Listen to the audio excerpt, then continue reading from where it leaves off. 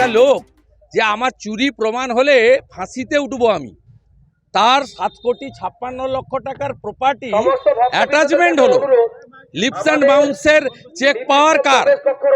Check power Abhishek Banerjee, director কে? অমিত ব্যানার্জি, লতা ব্যানার্জি, রুচিরা ব্যানার্জি। আপনাদের এটাই নিউজ হওয়া উচিত।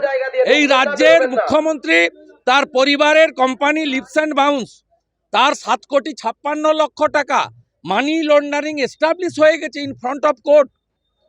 সেগুলো ছেড়ে নবীন প্রবীণ করছেন। রাজীব কুমারের সঙ্গে ভাইপোর পিসির সামনে 1 ঘন্টা মিটিং হয়েছে।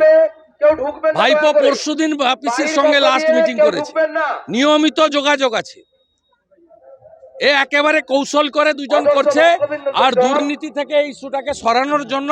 আর রাম মন্দিরের যে আবেগ তৈরি হয়েছে, বাড়ি বাড়ি হলদি চাল, বাড়ি বাড়ি লোকের আমন্ত্রণ, পুরো পশ্চিমবঙ্গ জুড়ে যে সনাতনী একবারে জাগরণ হয়ে গেছে, সেইটা থেকে দৃষ্টি ঘোরানোর জন্য এইসব নাটক। আমি পশ্চিমবাংলার মিডিয়ার কাছে বলবো যে একটা কার্যত দরিদ্র পরিবার, খালপাড়ে থাকা পরিবার, তারা কি করে 600 কোটি টাকা প্রপার্টি লিপস অ্যান্ড বাউন্সের 7,56,লক্ষ টাকার প্রপার্টি অ্যাটাচ হয়েছে। এবং এই ভাইপো সব জায়গায় বলেছে যে যেদিন প্রমাণ হবে কাউকে ডাকতে হবে না, ফাঁসি দড়ি নেব। সেই কথাগুলো হচ্ছে না কেন আজকে? এই ভাইপো সব জায়গায় বলেছে যে যেদিন প্রমাণ হবে কাউকে ডাকতে হবে না, ফাঁসি দড়ি নেব। সেই কথাগুলো হচ্ছে না কেন আজকে? ড্রামাবাজিতে আমি নেই। লিপস অ্যান্ড বাউন্স মমতা ব্যানার্জির পরিবারের কোম্পানি, তার সম্পত্তি বাজেয়াপ্ত হয়েছে, মানি লন্ডারিং ধরা পড়েছে।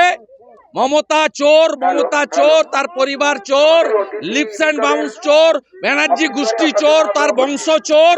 কালকে কোর্টে প্রমাণ হয়ে গেছে চোর চোর চোর চোর চোর চোর চোর। এই ভাইপো সব জায়গায় বলেছে যে যেদিন প্রমাণ হবে কাউকে ডাকতে হবে না, ফাঁসি দড়ি নেব। সেই কথাগুলো হচ্ছে না কেন আজকে?